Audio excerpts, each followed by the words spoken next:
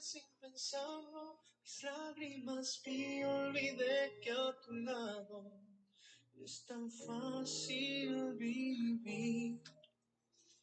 Me olvidé de tus brazos, al suelo caí, me cansé de intentarlo. Ayer me rendí, destruí en mil pedazos mis sueños por ti. Muy buenas tardes, Dios me lo bendiga. Gracias por acompañarme aquí en este su programa con Espíritu Escrutador. Mi nombre es Omar Bon. Le doy la más cordial de las bienvenidas, agradeciéndole este espacio que me permite. Si usted me escucha a través de la radio, por Radiovisión 107.9 FM, le envío un saludo ahí donde está, o ya sea por el canal de YouTube con Espíritu Escrutador de su servidor. Esta tarde el Señor nos da la oportunidad de escudriñar un poquito más de la palabra de Dios, de aprender un poquito más a través de ello también, y que podamos aprender con la palabra de Dios. Siempre tiene una guianza, la palabra siempre tiene algo para enseñarnos, para que podamos nosotros ser instruidos para nuestra vida diaria y sobre áreas en específicas. El día de hoy yo le invito a que tome ahí su Biblia, tome su aparato y abra la palabra de Dios en Colosenses 1, 12 y 23. Dios tiene la oportunidad de enseñarnos esta tarde.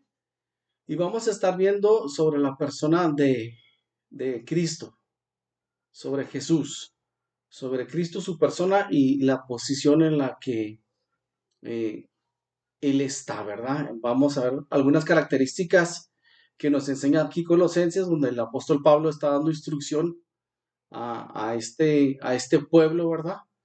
En el cual él trata y está interesado de darles una enseñanza, ¿verdad? El apóstol Pablo siempre estaba preocupado ahí por los demás. Muy bien, Colosenses 1, 12 al 23 dice de la siguiente forma, dice, con gozo dando gracias al Padre que nos hizo aptos para participar de la herencia de los santos en luz, versículo 13, el cual nos ha librado de la potestad de las tinieblas y trasladado al reino de su amado Hijo, en quien tenemos redención por su sangre, el perdón de pecados, reconciliación por medio de la muerte de Cristo. Él es la imagen del Dios invisible, el primogénito de toda creación, porque en Él fueron creadas todas las cosas, las que hay en los cielos y las que hay en la tierra, visibles e invisibles, sean tronos, sean dominios, sean principados, sean potestades, todo fue creado por medio de Él y para Él.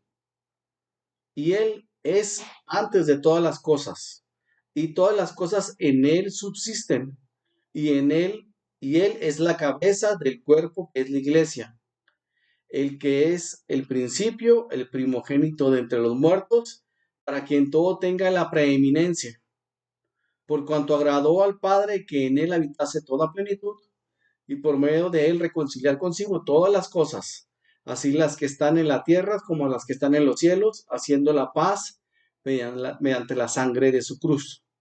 Versículo 21. Y a vosotros también, que erais en otro tiempo extraños y enemigos en vuestra mente, haciendo malas obras, ahora os ha reconciliado en su cuerpo de carne por medio de la muerte, para presentaros santos, sin mancha e irreprensibles delante de Él. Si en verdad permanecéis fundados y firmes en la fe, y sin moveros de la esperanza del evangelio que habéis oído. Y el apóstol Pablo prácticamente está haciendo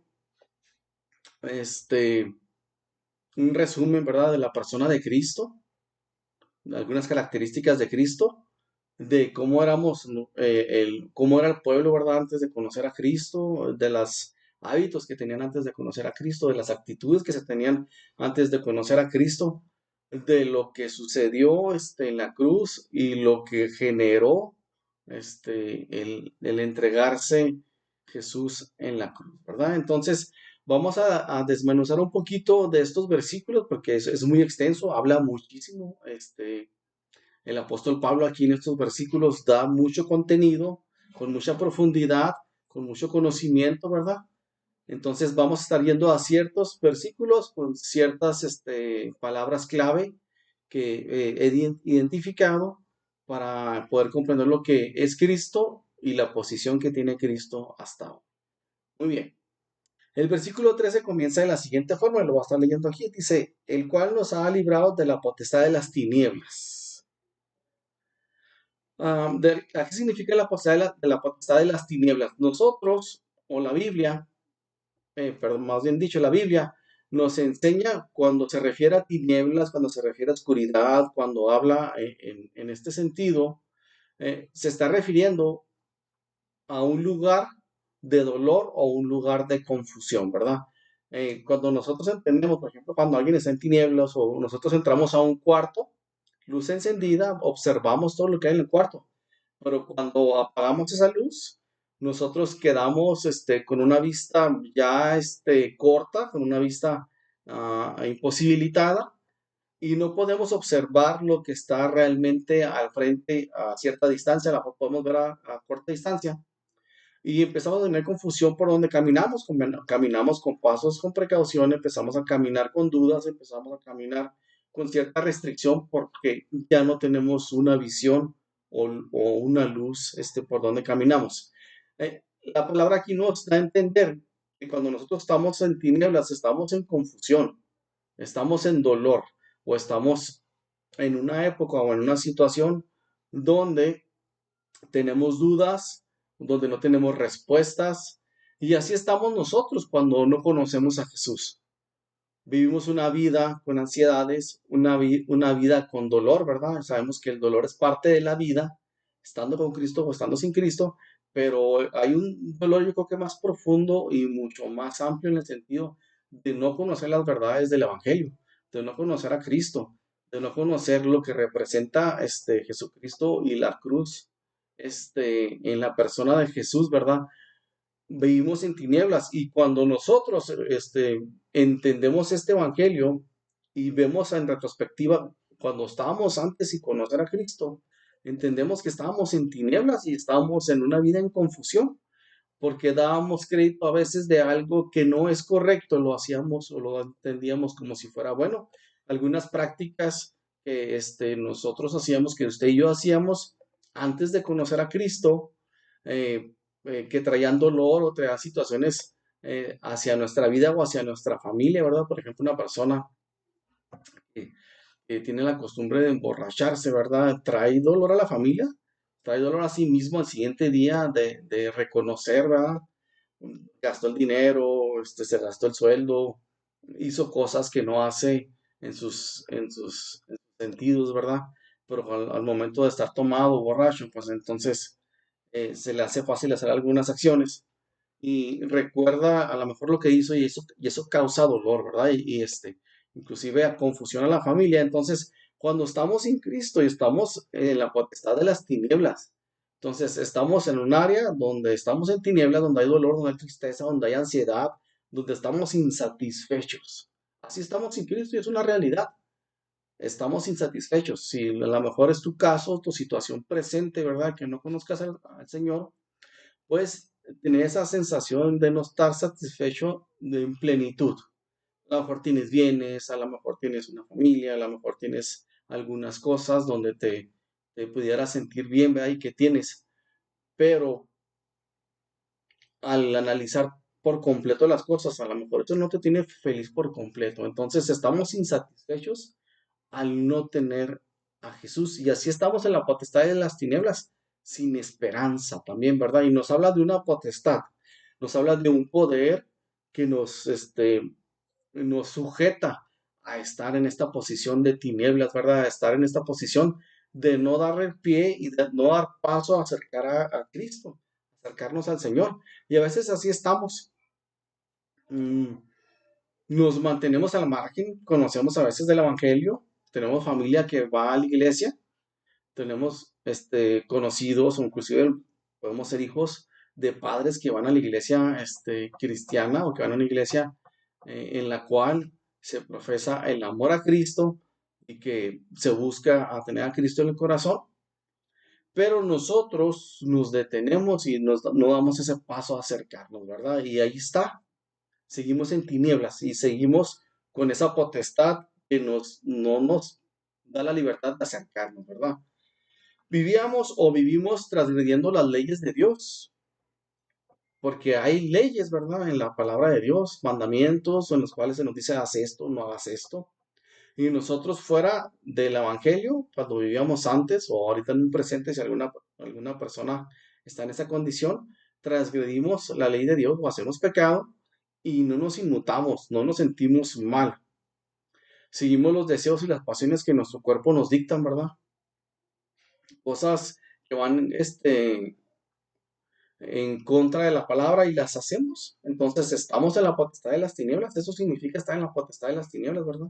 Le damos rienda a las pasiones que no son correctas, que sabemos hasta por moralidad que no están bien, pero aún así seguimos o nos enfrascamos en esa situación. Entonces, Pablo nos dice, ok, estábamos en la potestad de las tinieblas, pero comienza el versículo, el cual nos ha librado de la potestad de las tinieblas. A lo mejor es el caso de algunos que ya estamos librados de la potestad, pero habrá casos en los cuales ahí están todavía, ¿ah? Entonces, continuamos en estos versículos. Estábamos en tinieblas, por lo tanto, en potestad de Satanás. No estamos en medio, donde no podamos tener la potestad de, ya sea de Dios o de Satanás, no. O estamos en lo negro o estamos en lo blanco, no hay un término medio. Entonces, estamos en las tinieblas, por tanto, en la potestad de Satanás. El versículo 2 al 14 nos dice, con gozo dando gracias al Padre, que nos hizo aptos para participar de la herencia de los santos en luz, o sea, cuando ya hemos sido sacados, ¿no?, de las tinieblas, el cual nos ha librado de la potestad de las tinieblas y trasladado al reino de su amado Hijo, en quien tenemos redención por su sangre, el perdón de los pecados. Después, nosotros que identificamos en esta situación de potestad de tinieblas, necesitamos de un redentor. Y es lo que nos dice Pablo, ok, acuérdense que ustedes estaban en la potestad, es la potestad de las tinieblas, o estaban o ya no están, o sea, pero los va llevando de una etapa a otra, ¿verdad? O sea, haciendo una retrospectiva de cómo estaban. Necesitamos de un redentor. El Padre o Dios Padre comenzó el plan redentor, él, por medio de su Hijo. Ahora procede a exaltar a su Hijo, quien es su imagen. El perdón ocurre o nace desde que las personas se rebelan contra Dios y desobedecemos la ley, ¿verdad? Nosotros desde pequeño empezamos a desobedecer la ley de Dios y empezamos a mentir, empezamos a engañar. Estaba viendo yo un análisis de una persona que se dedica como a cuestiones de neurociencia de análisis de investigaciones desde la infancia, ¿verdad? De los niños, a ver en qué momento el niño se vuelve mentiroso y empiezan a darse cuenta desde los 3 4 años el niño comienza a mentir, decir yo no agarré un dulce o yo no tomé ese dulce y luego va de un porcentaje en aumento, comienza con el 30% de mentiras, con el 40%, llega a los 4 o 5 años, comienza con un 50% de lo que habla, el 50% miente.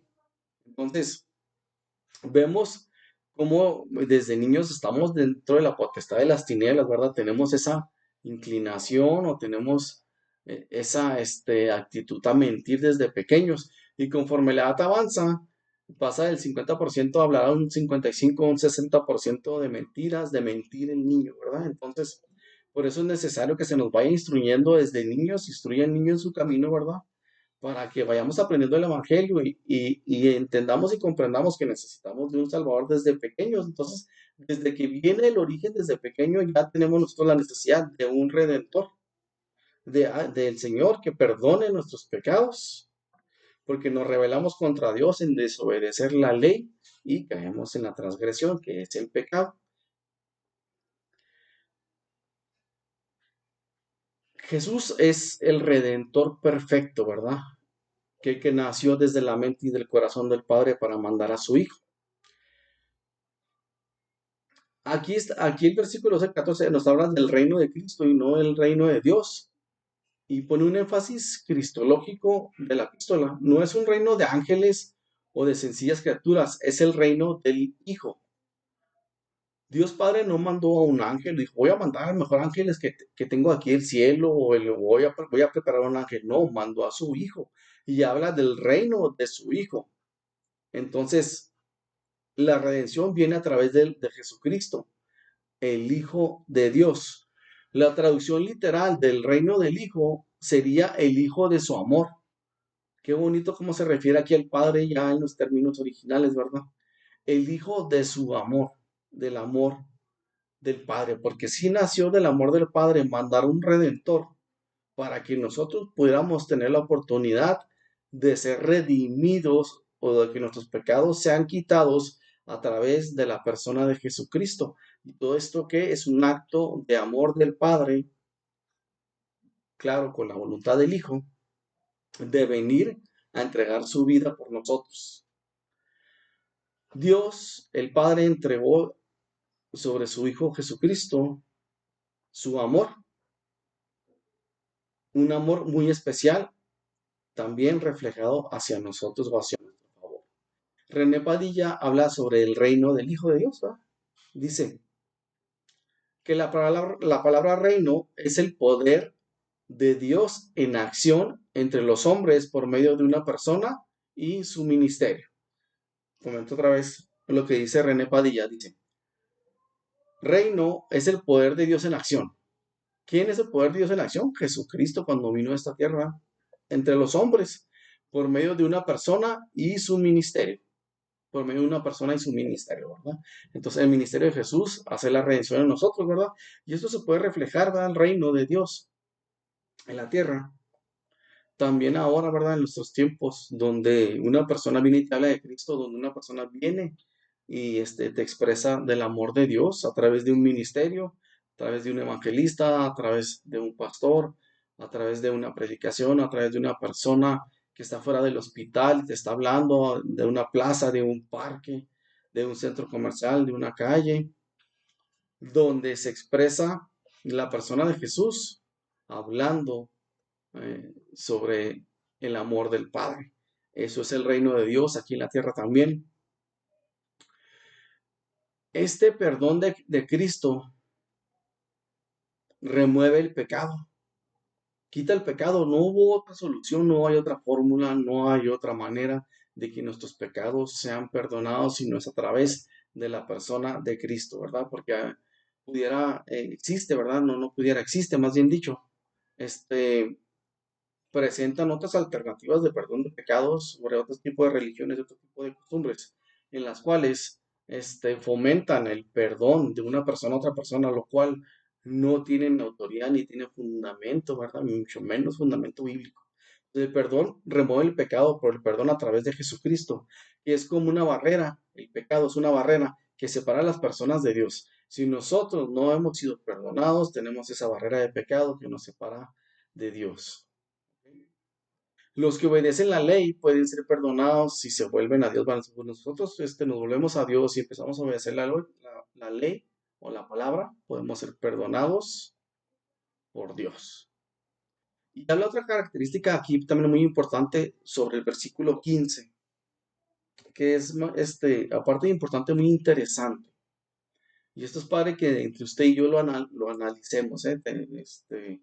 Si tienen la oportunidad de leer ahí 1 Colosenses 15, que venimos leyendo desde el 12, vamos al 15 ya. Dice, Él es la imagen del Dios invisible. Él es la imagen. ¿A qué se refiere esto, verdad? Y lo hemos leído, yo creo, este versículo en diferentes ocasiones. Es la imagen del Dios invisible. Y nosotros la entendemos por imagen, pues como una fotografía, ¿verdad? O lo analizamos de esa manera, ¿verdad? O la forma como una imagen, ¿verdad? Alguna forma. La imagen del Dios invisible. Dios creó todo por medio de Cristo.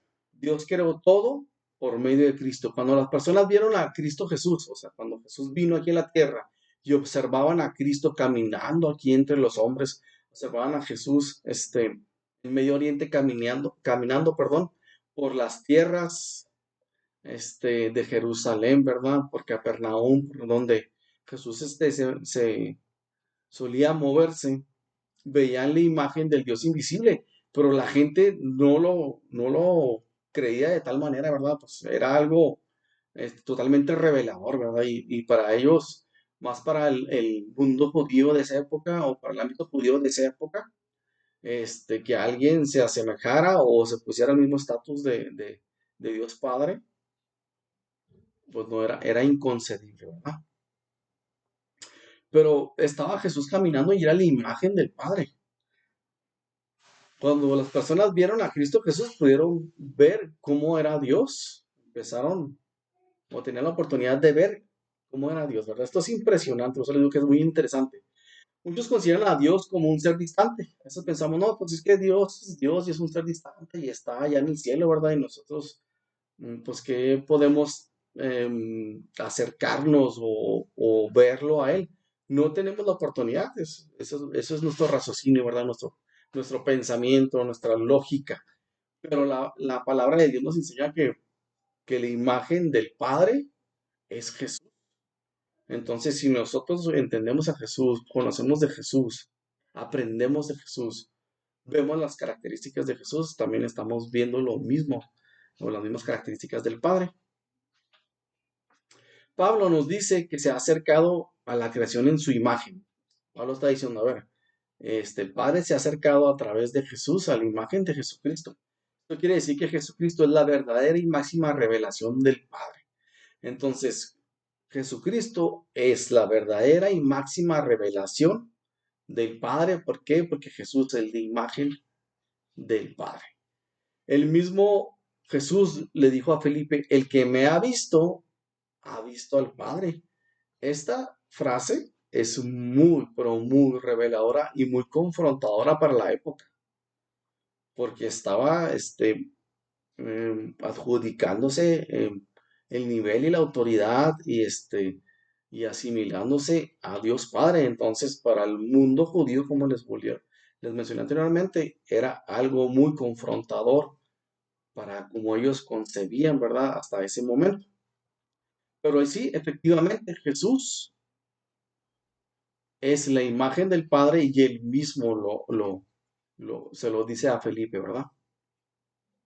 Hay que notar también el uso del tiempo presente. Él es. No dice que no menciona fue o tampoco menciona será, sino es. Y que está hablando aquí de presente continuo, ¿verdad? Que es en todo momento, ¿verdad? No en el presente nada más en el siglo I, cuando lo estaba afirmando aquí la palabra, sino también ahorita en el siglo XXI en el que estamos nosotros, también lo es.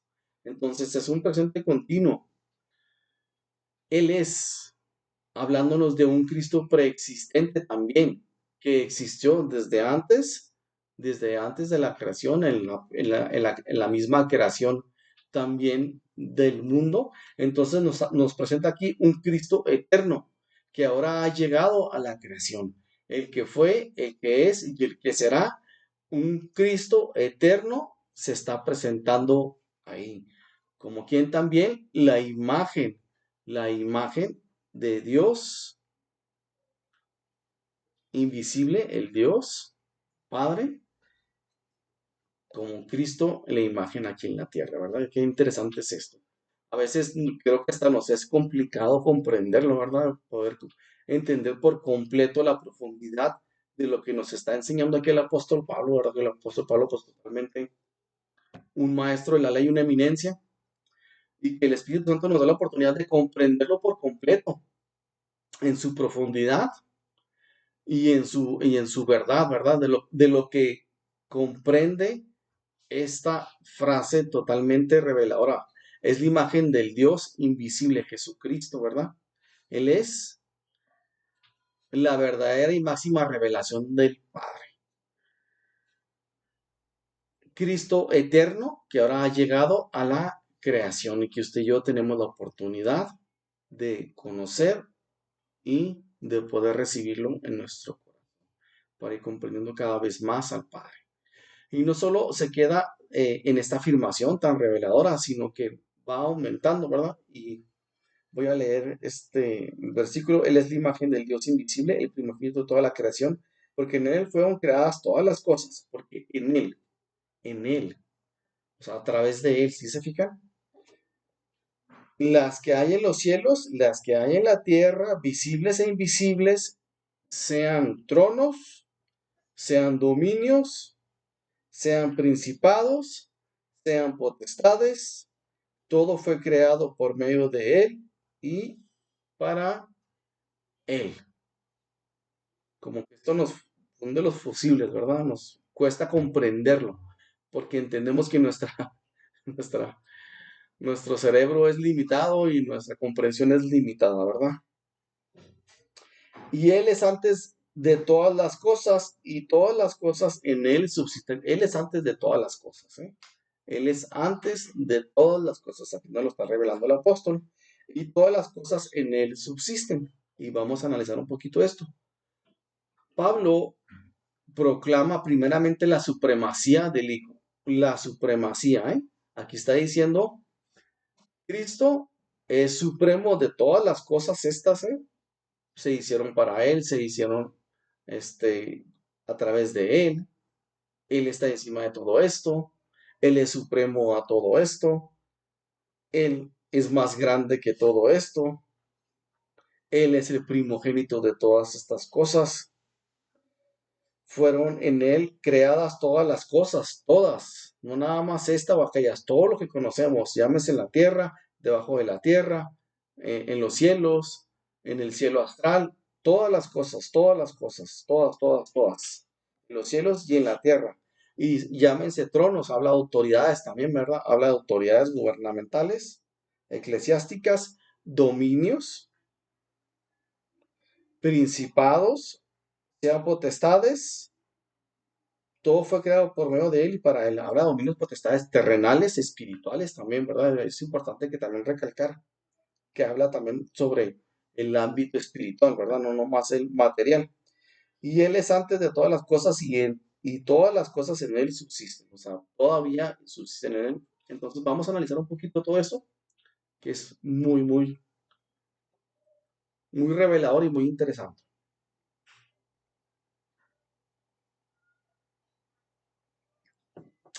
Es la cabeza, el primogénito de la creación. Pablo proclama primeramente la supremacía del Hijo en relación con todo el orden de la creación.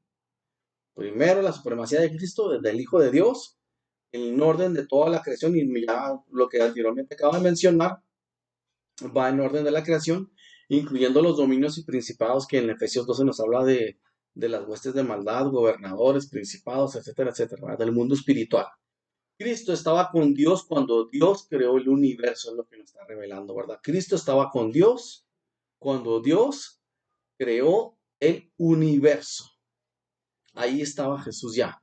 Él es preeminente. Él existe desde antes. Él estuvo ahí presente. Y vamos un poquito a analizar, y entender esto, la palabra primogénito, a través de los usos y costumbres de, de las tierras bíblicas, ¿verdad? Usos y costumbres. El primogénito, y esto es muy interesante porque a lo mejor sí tenemos el concepto del primogénito como lo conocemos nosotros en la actualidad, ¿verdad? Como conocemos nosotros el primogénito, el que nace primero.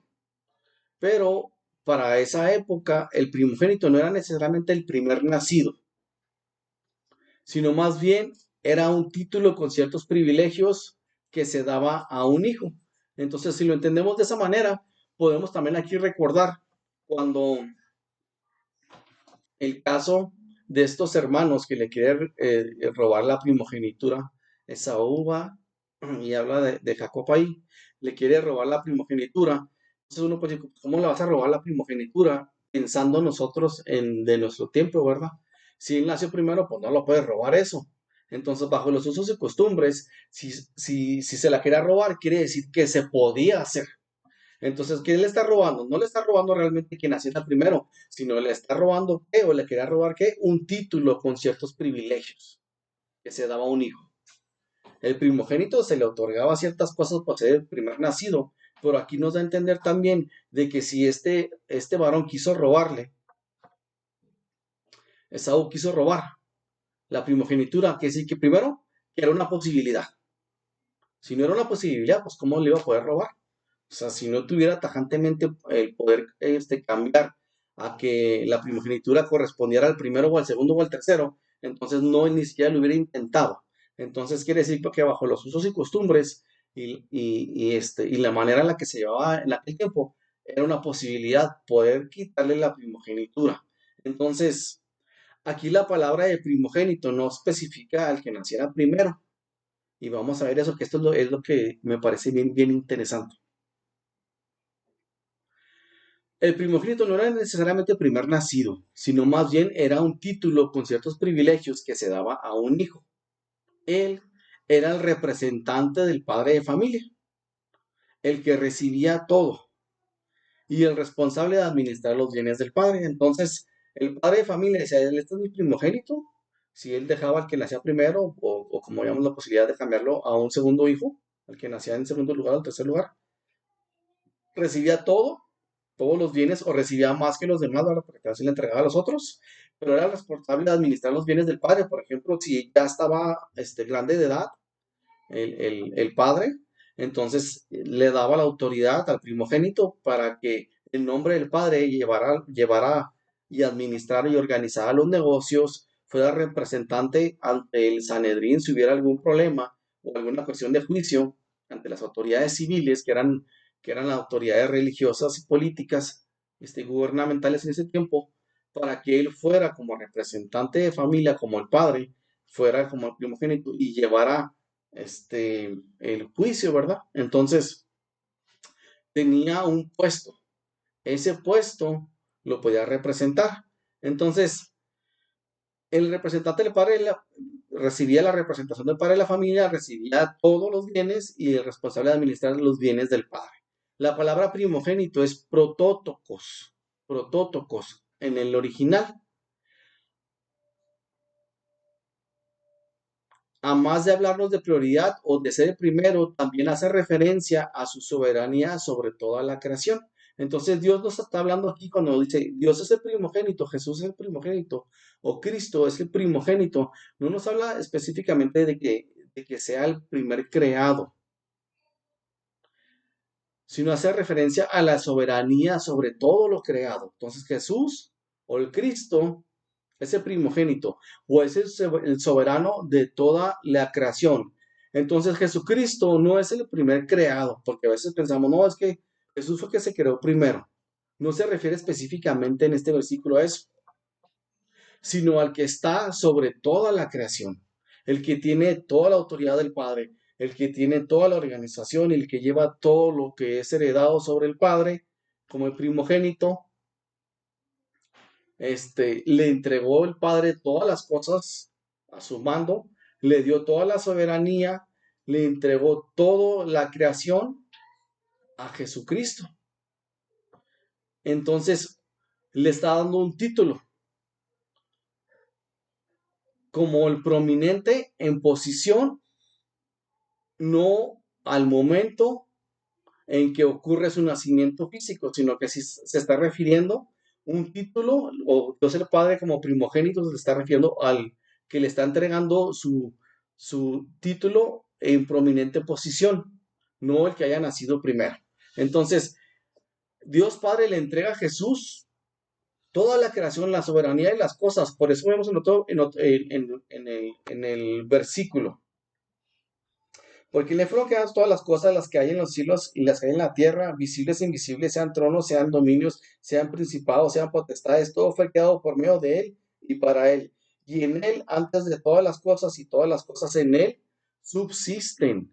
Entonces ya empieza a tomar aquí sentido de que no está hablando de un primogénito, de que nació primero, sino en la palabra protótocos, de que se le entrega de manera del Padre, le está dando toda la potestad, le está dando la soberanía de todas las cosas, le está dando el puesto prominente en una posición a Jesucristo. A eso se refiere el primogénito en este sentido. Entonces, por eso empieza a caer ya en un argumento sólido que Jesús, para él fueron creadas todas las cosas, porque se las entregó el Padre, ya tenía eso en mente. La que hay en los cielos, la que hay en la tierra, y entonces ya empieza a caer sentido todo lo que está denunciando aquí Pablo, ¿verdad? por medio de Él y para Él. Y en Él, antes de todas las cosas y todas las cosas en Él subsisten. Entonces todo subsiste en Jesús a través de esta posición que se le entregó. Entonces, todas las cosas en Él subsisten significa sostener o mantener las cosas unidas. Si todo subsiste en Él, si todas las cosas que fueron creadas, todas, debajo de la tierra, en la tierra, en los cielos, materiales, visibles e invisibles, todas en Él subsisten, significa que Él sostiene o mantiene las cosas unidas, porque en Él subsisten en Él, todo está unido por Él. Él tiene la capacidad para mantener todas las cosas unidas y presenta a Cristo como el principio sostenedor y unificador del universo. Cristo es el principio que sostiene las cosas, el que unifica el universo, el que sostiene y permite que el universo vaya funcionando y se esté dando a través de él. Yo sé que esto a lo mejor nos es difícil de comprender o de entenderlo, pero es lo que el apóstol Pablo, fíjense, Dios le ha dado a revelación entender esto a él y nos lo está revelando y se los está revelando a los colosenses para que entiendan, comprendan que no hay nada, no hay algo que se salga del dominio de Dios, que se salga del poder de Dios y que Él tiene el poder mucho más allá de lo que comprendemos y entendemos y Él creó todas las cosas y Jesucristo es preeminente y preexistente desde antes y Él tiene todo en sus manos, subsiste, sostiene, unifica el universo a través de Él. No solo fueron llamadas a la existencia desde la nada, porque acuérdense que en la Génesis Dios creó las cosas, ¿cómo la creó? A través de su voz, nada más, de dar una orden a través de su voz, y lo creó de algo inmaterial, ¡pum! Se crea algo material o algo que se puede palpar, que se puede observar. No solo fueron llamadas a la existencia desde la nada, sino que son mantenidas en su estado presente, o sea, ahorita. El Hijo de Dios es el conservador, como también el creador de todas las cosas. Esto lo dice Pearson.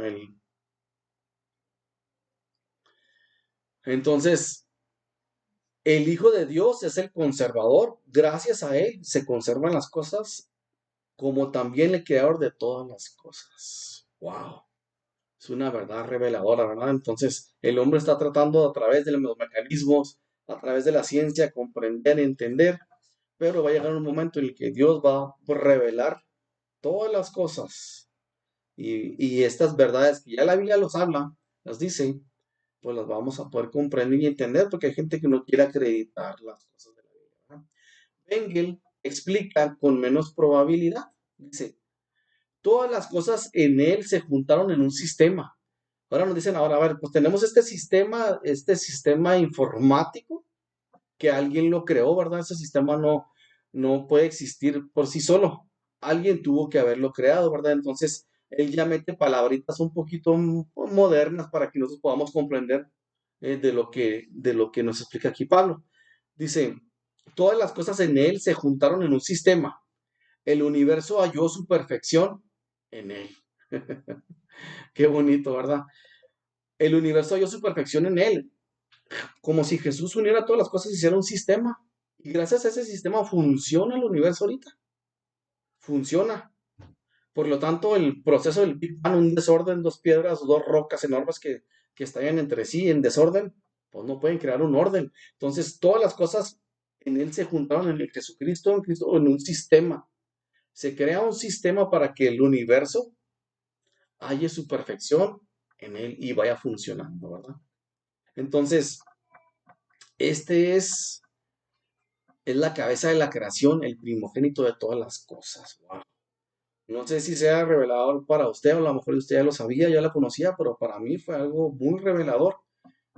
Y la verdad, algo mm, que da mucha satisfacción, porque esa es la magnitud de nuestro Jesucristo.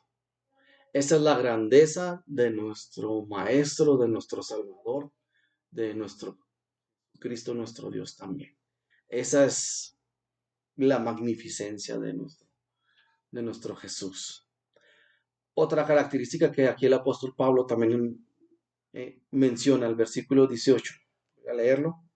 Dice, y Él es la cabeza del cuerpo para que, del cuerpo, y Él es la cabeza del cuerpo que es la iglesia.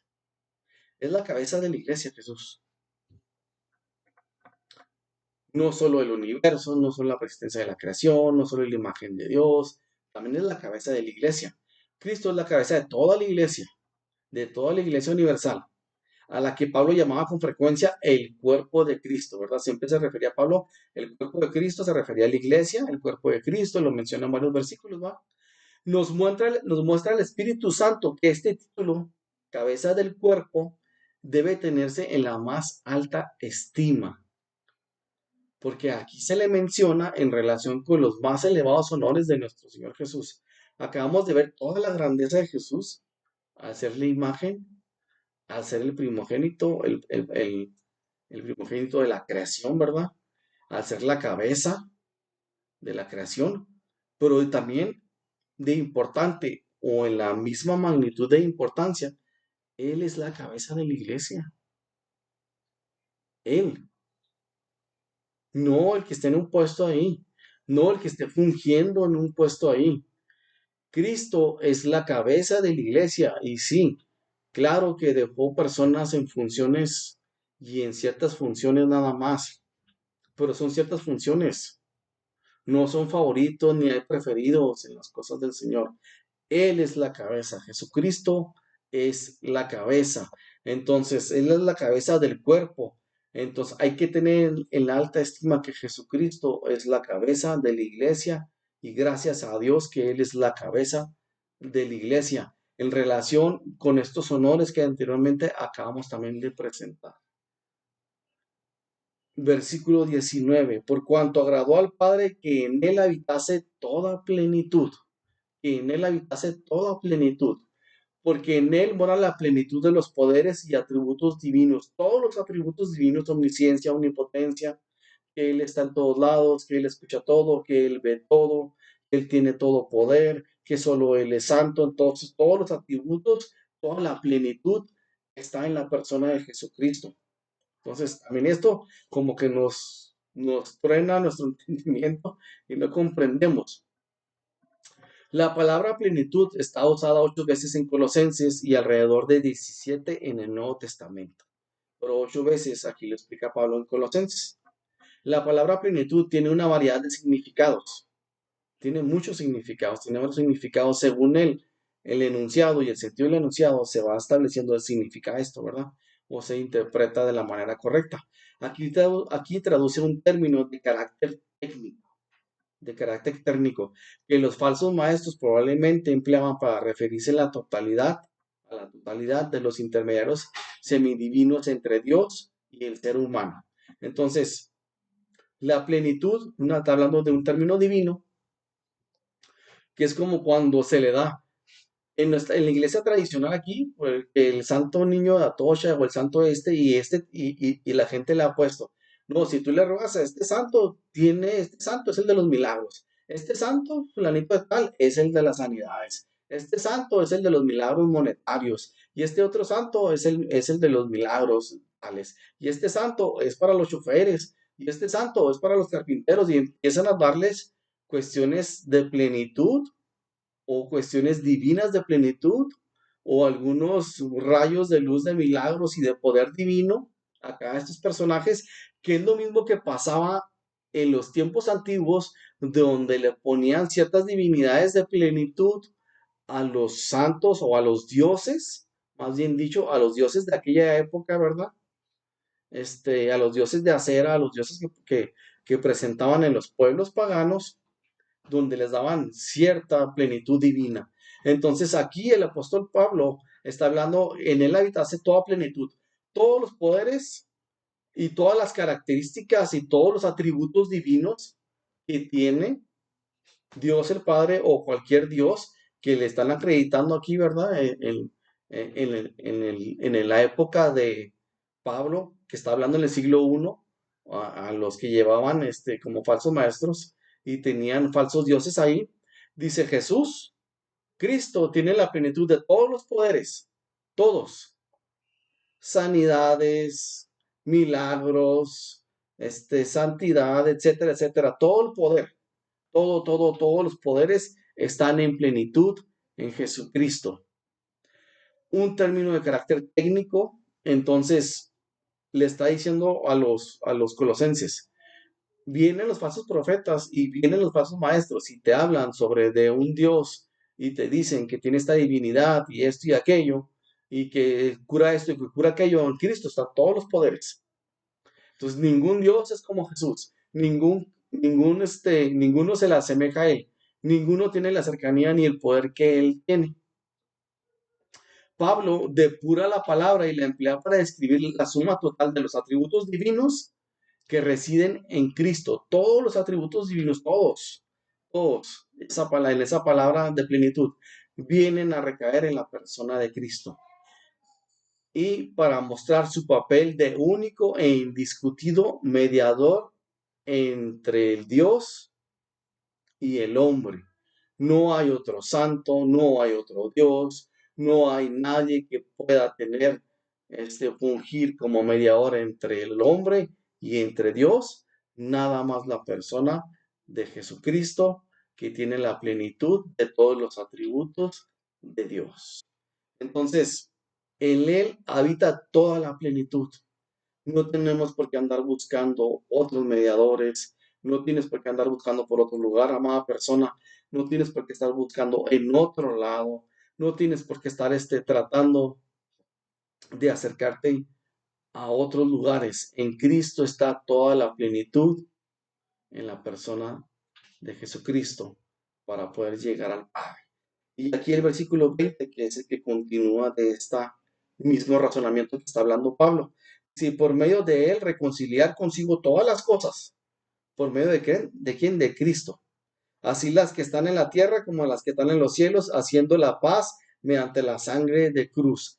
Aquí nos habla que Cristo es la extensión de la reconciliación. Dios envió a Cristo para proveer un sacrificio aceptable por el pecado. Es el único sacrificio aceptable por el pecado. Estableció así un lazo de unión con todos aquellos que recibieron a aquel que proveyó los medios. ¿Quién proveyó los medios? El Padre mismo mandó a Jesucristo, ¿verdad? Por voluntad de Jesús, para que todas las criaturas pudieran reconciliarse con Él.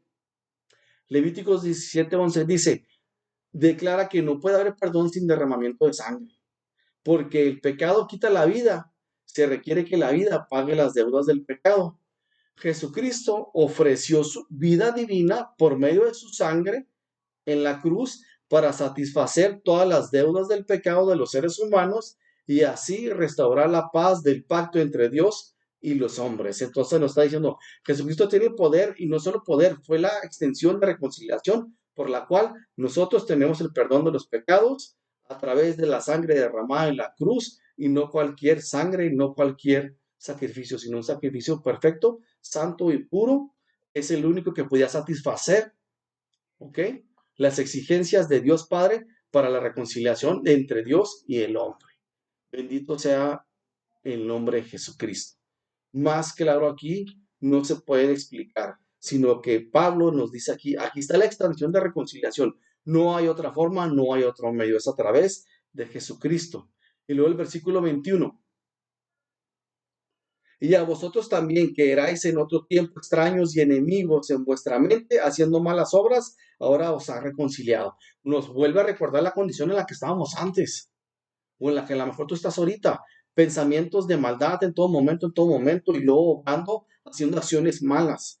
Extraños y enemigos delante de Dios, haciendo malas obras antes, o si es tu condición presente, puedes entregarte a Cristo para que esto ya también sea un pasado y tengas perdón de pecados. Lo que éramos antes y estábamos antes en tinieblas, como iniciamos en el principio, ya no somos eso nosotros. Antes lo éramos, sí. Éramos extraños y éramos enemigos del Padre haciendo malas obras, pero esto cambia. Y versículo 22 continúa diciendo, en su cuerpo de carne por medio de la muerte para presentaros santos y sin mancha irreprensibles delante de él. Somos muy beneficiados por la reconciliación que hizo Jesucristo en nosotros. Pablo les está recordando a los colosenses, somos muy beneficiados por la reconciliación de Jesucristo a través de la cruz, en la cual ya tenemos nosotros para la oportunidad de tener una relación otra vez con Dios. No tienen por qué hacer caso de los falsos maestros, de los falsos profetas que vienen a tratar de confundirlos. No, en Cristo tenemos toda la plenitud y tenemos esa reconciliación, esa extensión que se ha puesto para que podamos tener otra vez una relación con Dios. La condición de la plena consumación de la reconciliación, la condición de la plena consumación de la reconciliación. Versículo 23 para que entendamos esto. En su cuerpo de carne, por medio de la muerte, para presentaros santos y sin mancha e irreprensibles delante de Él. Es una continuación de la fe. Cuando hemos sido redimidos, cuando hemos sido transformados, cuando hemos sido cambiados y el poder de Dios efectivamente a través de la fe está en nosotros, está esa condición para que continuemos y sigamos adelante. No somos perfectos, claro que no. No somos una persona que a lo mejor no tropecemos y caigamos. Tenemos errores, sí las tenemos. Y tenemos caídas, también las tenemos. Y el que está hablando aquí ha tenido todo eso.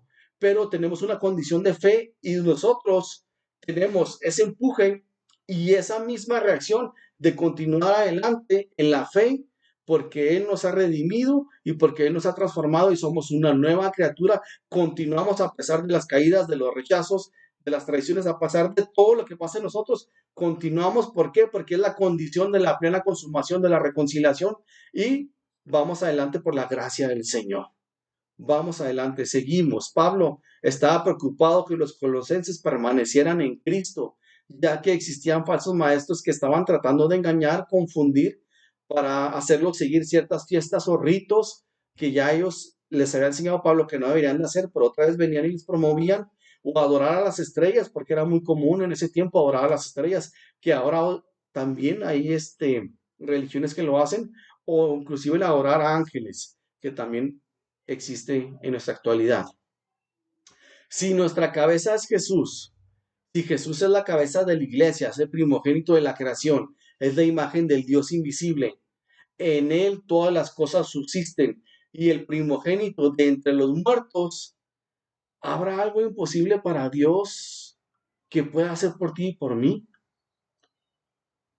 Todo lo podemos en Cristo porque nos fortalece.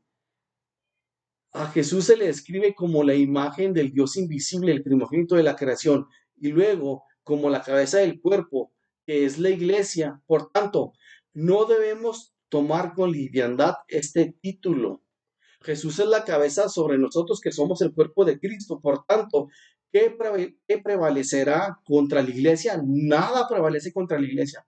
Nada va a prevalecer contra la iglesia porque Jesucristo es la cabeza de la iglesia. Si Él es con nosotros, ¿quién contra nosotros? Si Él está contigo, dime quién contra ti. Si Él está en tu iglesia, si Él está en tu congregación, si ustedes profesan el cristianismo, ¿quién contra ustedes? En ese sentido también nos reta y nos pone a pensar. Si tú o yo vamos en una condición, en una situación, y quiero que analicemos también es esto. Estamos peleando a veces, cada quien tiene sus luchas materiales e inmateriales, físicas o no físicas, espirituales. Si estamos peleando contra un demonio porque tenemos ofensivas demoníacas, ¿por qué tenemos tanto tiempo parados en esa misma pelea? Si Dios es el preeminente, es el primogénito, el todopoderoso, tiene toda la autoridad, tiene todos los atributos, entonces Él mismo nos está dando la oportunidad de seguir adelante. Ya tienes que vencer eso, yo también ya tengo que vencer eso, tenemos que dar un paso adelante, no podemos seguir en esa misma condición, continuar en esa misma situación, sino que Dios nos alienta a que vayamos más adelante y es lo que está haciendo Pablo. Todavía estamos dudando si Dios te va a proveer las necesidades básicas y de subsistencia, porque a veces estamos enfrascados en, ay, es que necesito el alimento, es que necesito un carro, es que necesito aquello. Dios no nos va a dar las cosas básicas. ¿Por qué? Porque Él es el preexistente desde antes de la creación, por Él fueron creadas todas las cosas, para Él fueron todas las cosas creadas. Entonces, no tenemos la suficiente fe para confiar en Dios y creer que Dios nos va a dar lo que necesitamos de alimento para la compostura de nuestra casa, para la compostura de nuestros carros, para la enfermedad de nuestra esposa, de nuestros hijos, para funcionar en nuestro trabajo, etcétera, etcétera, etcétera. ¿Seguimos todavía con esas luchas de fe? Pues no está bien, tenemos que seguir avanzando, creciendo en el Evangelio, creciendo en madurez, creciendo en nuestra iglesia. Y aparte nos tienen enfocado a este tipo de luchas, ya tenemos que continuar para luchas nuevas de fe, con otro grado de dificultad, con otro grado de fe. Tenemos que continuar adelante. A veces esto nos desenfoca del servicio de Dios o de buscar a Dios. Todavía estamos detenidos en los mismos vicios, en las malas actitudes, en el desperdicio de nuestro tiempo, en nuestro mal carácter, en nuestra mala personalidad, en nuestras pasiones de la carne, en el entretenimiento, etcétera. Cuando tenemos un Dios preexistente, otra vez le vuelvo a repetir, un Dios que todo lo puede con los atributos de Cristo, que Él ha puesto a su Espíritu Santo, que nosotros nos da un plus, que nos da lo que necesitamos, el Espíritu Santo, el poderoso Espíritu Santo en nosotros, y todas seguimos con estas luchas, todas estaríamos detenidos en nuestros vicios, en nuestras malas actitudes, en nuestro desperdicio de nuestro tiempo, en el entretenimiento. No podemos estar así. Y discúlpeme que le hable de esa manera, porque como le hablo a usted, me hablo a mí mismo. No podemos estar así, tenemos que avanzar. Y el versículo 23 dice lo siguiente: si en verdad permanecéis fundados y firmes en la fe. Ese sí en verdad no se refiere a dudar o a estar preguntando. En el griego es la palabra eige, y no es una expresión de duda, sino de confianza, porque sí estamos arraigados en Jesús y podemos todo lo podemos en Cristo porque nos fortalece. Y nos hemos nosotros enseñado que esto es sí en verdad como duda. No, ya tenemos la convicción de que sí podemos porque estamos fincados en Cristo Jesús. Pablo confiaba que los colosenses no negarían su fe, aunque llegaran los falsos profetas que ya los tenían ahí, aunque estuvieran pasando situaciones y estuvieran siendo probados y estuvieran siendo confrontados. Él sabía que no negarían su fe y que iban a seguir adelante. ¿Por qué? Por los mismos señalamientos que Pablo hizo anteriormente, que ya leímos. Y termina Pablo diciendo, que yo también termino con esto, algo muy, muy bonito. Versículo 23, al final del versículo dice: si en verdad permanecéis fundados y firmes en la fe y sin moveros de la esperanza del evangelio que habéis oído, el cual se predica en toda la creación que está debajo del cielo, el cual yo, Pablo, fui hecho ministro. Yo, Pablo, fui hecho ministro. En griego es el diáconos, que es la palabra que conocemos hoy de diácono. Alguien que ayuda de forma especial. Eso significa alguien que ayuda de forma especial. No solo una ayuda normal, alguien que ayuda de forma especial. Son los diáconos de hoy. Pablo conocía y entendió los títulos de Jesús perfectamente y decidió entregar su vida en servicio a Jesús. A veces tú y yo estamos pensando, sirvo en la iglesia, no serviré, ayudaré en este ministerio, no ayudaré, haré estas cosas o no haré estas cosas. Si ya entendimos la plenitud, la profundidad y el poder que tiene Jesucristo, ¿por qué la estamos pensando en servir a Jesús?